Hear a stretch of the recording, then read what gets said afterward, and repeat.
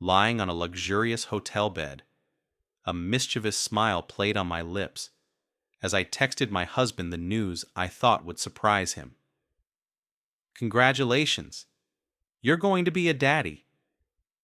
My heart raced with excitement. Not because of the message, but because I was lying next to my lover, who was fast asleep. However, the reply I received sent a chill down my spine. "Isn't your lover already a good daddy for your kids?" My hands trembled as I stared at the screen. He knew. He knew everything. Our story wasn't always this messy. In fact, it started like a perfect fairy tale. I met Liam at a university event when we were both in our early 20s. He was charismatic, determined, and someone who made me feel like the center of his world. We fell in love, quickly. And within 2 years, we were married in an intimate ceremony surrounded by family and friends. In the early days of our marriage, life was blissful. Liam worked as an IT professional, often putting in long hours, but he always made time for me.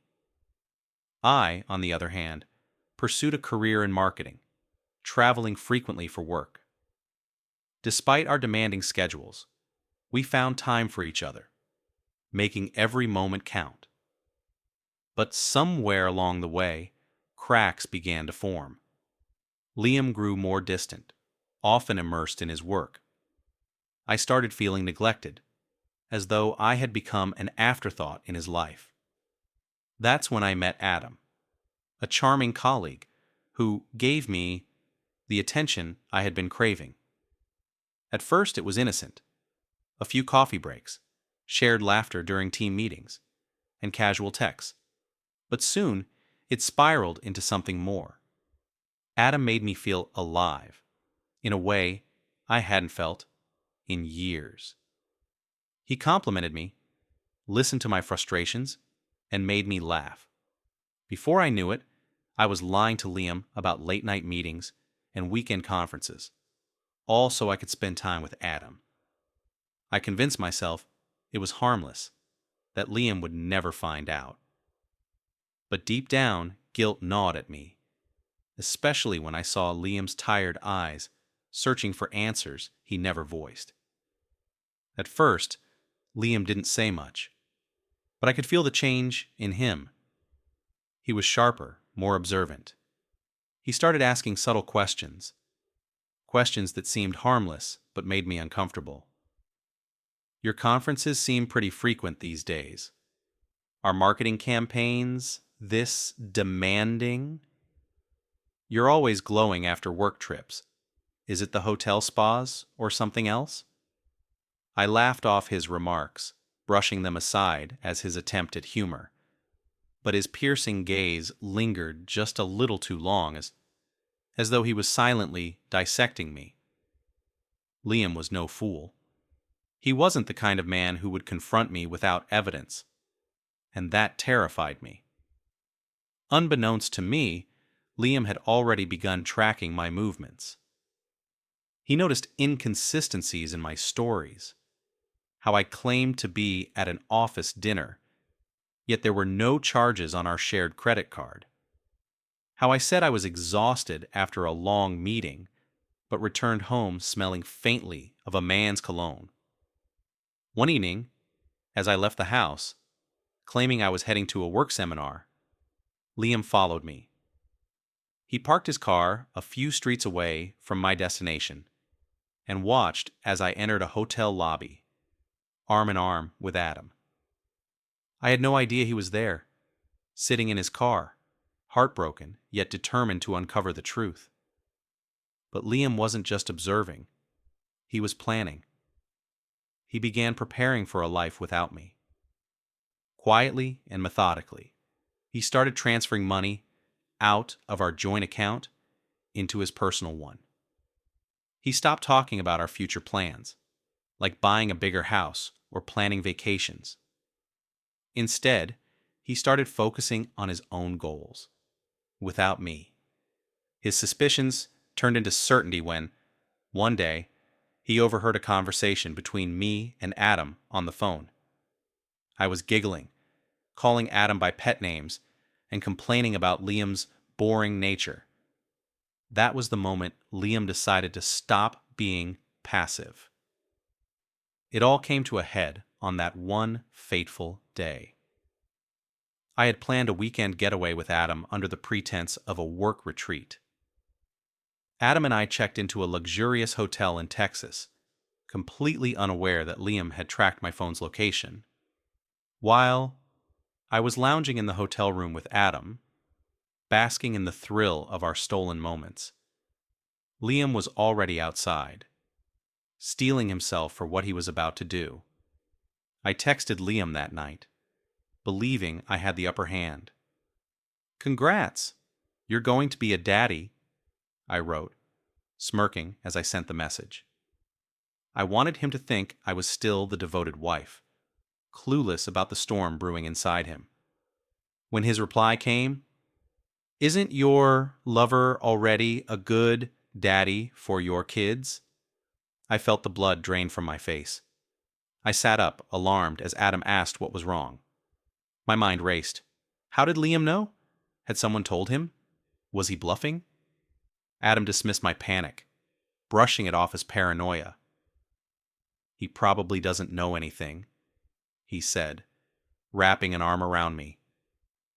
But I couldn't shake the feeling that something was terribly wrong. The hotel room felt suffocating after Liam's cryptic text. My chest tightened as dread clawed its way through me. Ignoring Adam's reassurances, I frantically grabbed my phone and checked the GPS app connected to Liam's car. My stomach dropped. His car had been parked near our house for hours. I hastily packed my things and told Adam I had to leave. He protested, annoyed by my sudden panic, but I didn't care. I needed to get home and figure out how much Liam knew. The thought of him discovering my affair terrified me, not because of guilt, but because Liam was the kind of man who wouldn't take betrayal lightly. When I finally arrived home, the first thing I noticed was the eerie silence. The house was too quiet, like the calm before a storm. I stepped inside, and my breath caught in my throat. The living room was barren. No furniture, no photographs, no signs of life. The house looked abandoned, as if no one had lived there for years. My heart raced as I ran upstairs, hoping to find some semblance of normalcy. When I entered the bedroom, I stopped dead in my tracks. The closet doors were wide open, revealing empty hangers. The drawers had been pulled out, their contents gone. On the bed lay two items that made my knees buckle: our wedding rings, torn apart, and a shredded copy of our marriage certificate. A note was pinned to the pillow, written in Liam's precise handwriting. "You wanted a new life. Now you have it. Don't contact me. Don't look for me. Everything is gone, just like my trust in you."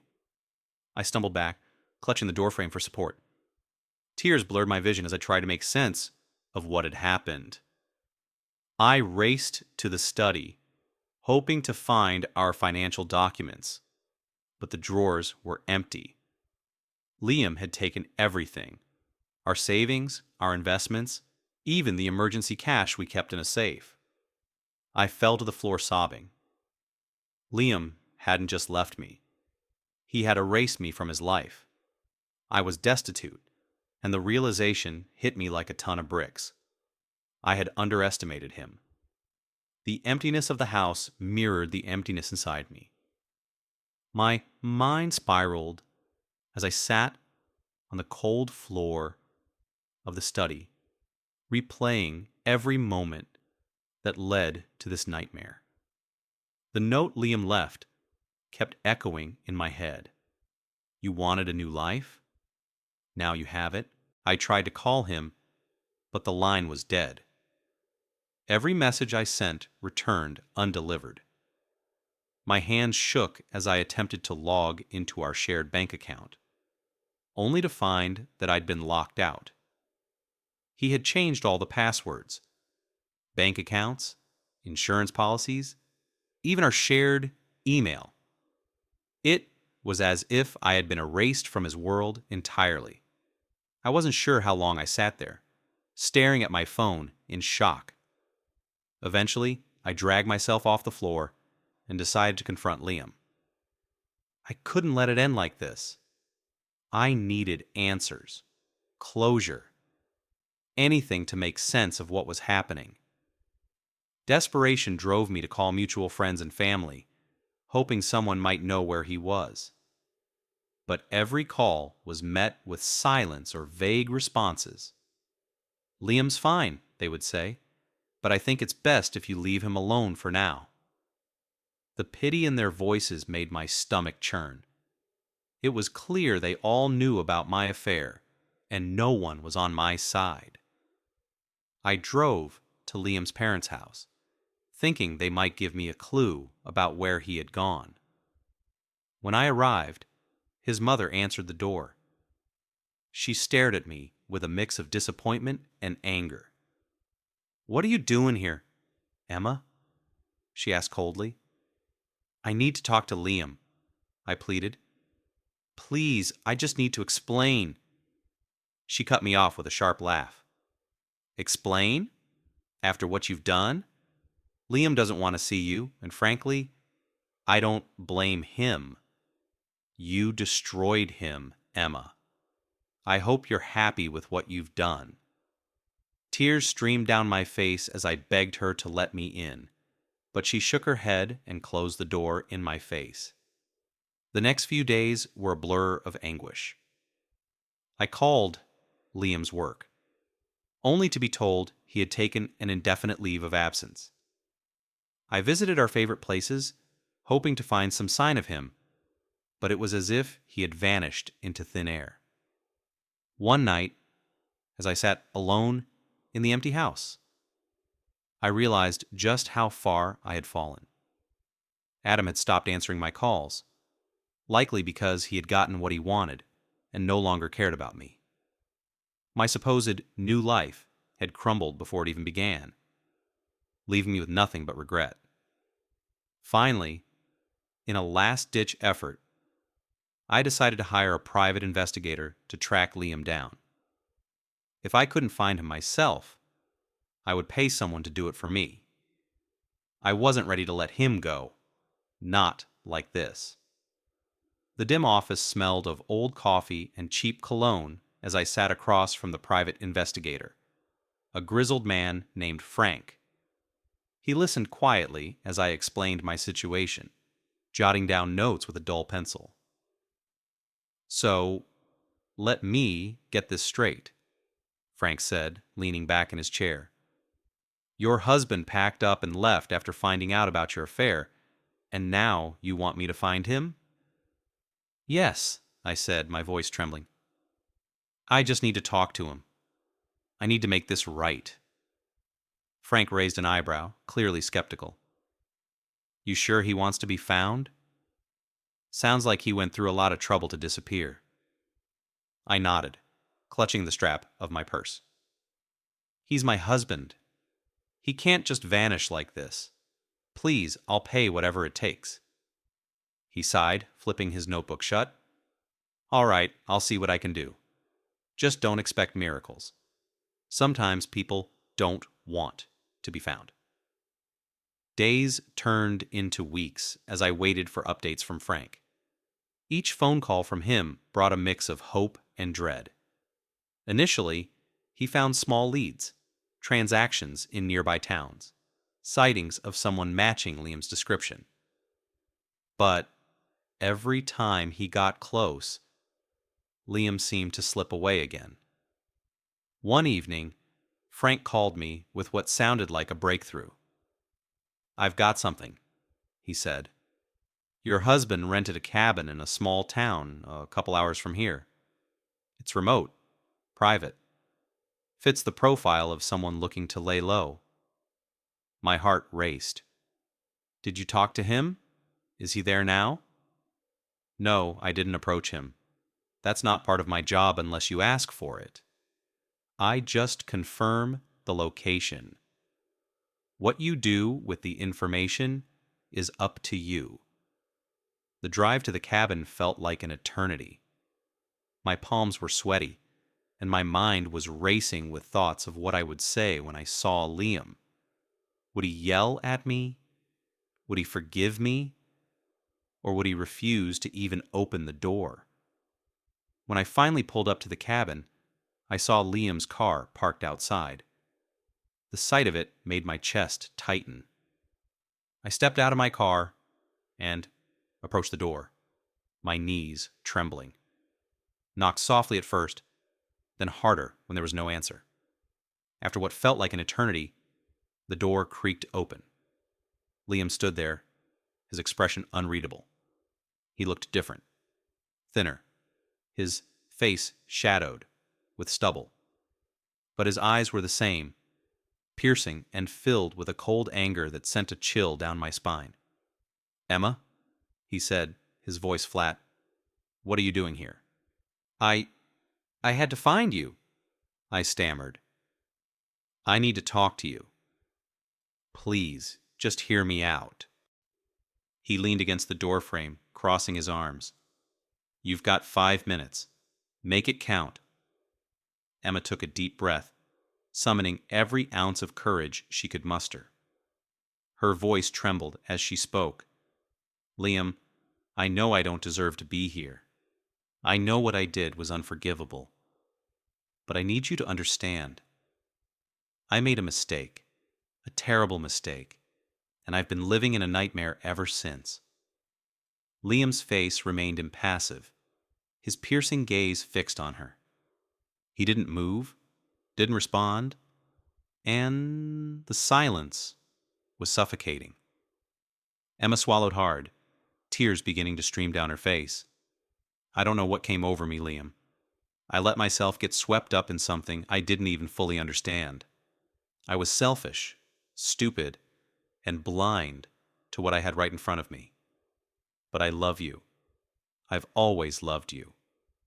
Liam's jaw tightened, his fingers drumming against his arm as he continued to lean against the doorframe. "Love?" he said, his voice laced with sarcasm. "You loved me while you were lying in a hotel bed with your lover, texting me about a baby you planned to pass off as mine? That's some kind of love, Emma." Emma flinched at his words, the weight of her actions crashing down on her all over again. "I was scared, Liam. Scared of losing you. Scared of what my life would be without you. I thought I could fix everything, that you'd never find out, and we could go back to the way things were." Liam laughed bitterly, shaking his head. "Fix everything? By lying to me, betraying me, and making a mockery of our marriage? You weren't scared of losing me, Emma. You were scared of the consequences of your actions. There's a big difference." Emma stepped closer, reaching out as if to touch his arm, but Liam took a deliberate step back. The rejection stung, but she pressed on. "Please, Liam," she whispered.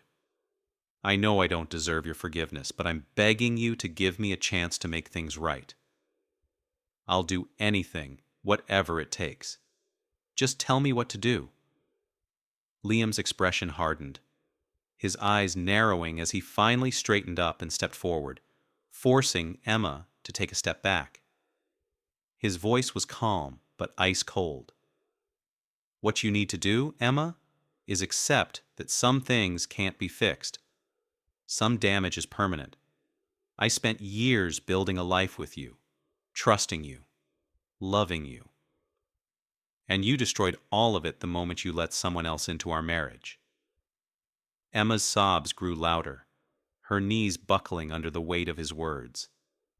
She fell to the ground, clutching at the hem of his jeans. "Liam, please! Don't say that! I'll do anything! Please, don't give up on us. But Liam didn't move. He didn't soften. He simply looked down at her, his expression a mixture of anger and disappointment. I gave up on us the moment you decided I wasn't enough, he said quietly. Now it's your turn to live with the consequences. Goodbye, Emma. He stepped back into the cabin and closed the door firmly behind him, leaving Emma kneeling on the porch, sobbing uncontrollably. Inside the cabin, Liam leaned against the closed door, his chest heaving as he tried to steady his breathing. He wasn't as unaffected as he appeared. Emma's pleas echoed in his mind, stirring up memories of the woman he once loved deeply. But each time those emotions threatened to surface, he reminded himself of the betrayal, the lies, and the pain she had caused. He walked over to the table where a stack of papers lay. The divorce documents he had drafted months ago, along with a letter addressed to Emma. The letter wasn't emotional or sentimental. It was a clear and concise explanation of why he couldn't give her another chance. For Liam, this wasn't just about revenge. It was about reclaiming his dignity and moving forward without the weight of betrayal dragging him down. He stared at the papers for a moment, his resolve hardening. Outside, Emma remained on the porch, her sobs subsiding into quiet sniffles. She was exhausted, emotionally, physically, and mentally. She had come here with hope, clinging to the possibility that Liam might still care for her, that he might see the remorse in her heart and the desperation in her eyes. But his cold rejection was like a dagger to her chest. As the sun dipped below the horizon, Emma finally rose to her feet, her legs trembling. She looked around, realizing how lone truly was. The weight of her actions pressed down on her like never before. She had gambled everything, her marriage, her family, her future, and lost it all. Just as she turned to leave, the cabin door opened behind her. Emma spun around, her heart racing, hoping against hope that Liam had changed his mind. But instead of an embrace or kind words, he extended the stack of papers toward her. What is this?" she asked, her voice barely a whisper. "Closure," Liam replied, his tone firm. "You've been holding on to the idea that you can fix this, that there's still something left to save. But there isn't, Emma. These are the divorce papers. Sign them, and we can both move on." Emma's eyes widened as she took the papers, her hands shaking. "Liam, no. Please. I'll do anything. I'll leave him. It's not about him anymore," Liam interrupted, his voice cutting through her protests. "It's about us, about what you destroyed. You made your choices, and now I'm making mine." Emma clutched the papers to her chest, her tears falling onto the pages. "Liam, I can't let you go. I'll be lost without you." "You were lost the moment you decided I wasn't enough," Liam said quietly. "This isn't easy for me, Emma, but it's necessary. I hope someday you'll understand that." Without waiting for a response, Liam stepped back into the cabin and closed the door once again. This time, Emma knew he wasn't coming back. As she stumbled back to her car, clutching the divorce papers and the shattered remains of her life, she realized the full extent of what she had lost. Liam wasn't just her husband. He was her anchor, her home, her everything. And now he was gone. Months passed, and Liam embraced his newfound freedom with a determination he hadn't felt in years. He relocated to a serene coastal town, far from the painful memories of his past. With the money he had secured during the divorce, he started a small business, a quaint coffee shop overlooking the ocean. It became his sanctuary, a place where he could rebuild his life, one cup of coffee at a time. Word of his shop spread, and it quickly became a local favorite. The simplicity of his new life was refreshing. He often spent his morning sitting on the porch, watching the waves crash against the shore, sipping coffee, and journaling his thoughts. For the first time in years, Liam felt at peace. One day, a customer entered the shop, a young woman with a warm smile and a kind demeanor. Her name was Rachel, and she was a teacher who had moved to the town a few years prior. They struck up a conversation, and over time, Rachel became a regular. What began as casual chats over coffee blossomed into something deeper.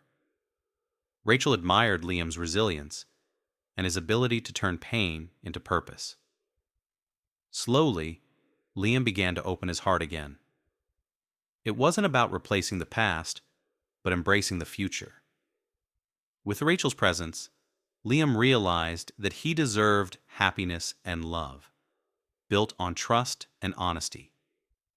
As for Emma, she faded into the background of his life. The last he heard, she was struggling to manage her new reality, raising her affair baby without support, while Liam bore her no ill will. He was resolute in his decision to never look back.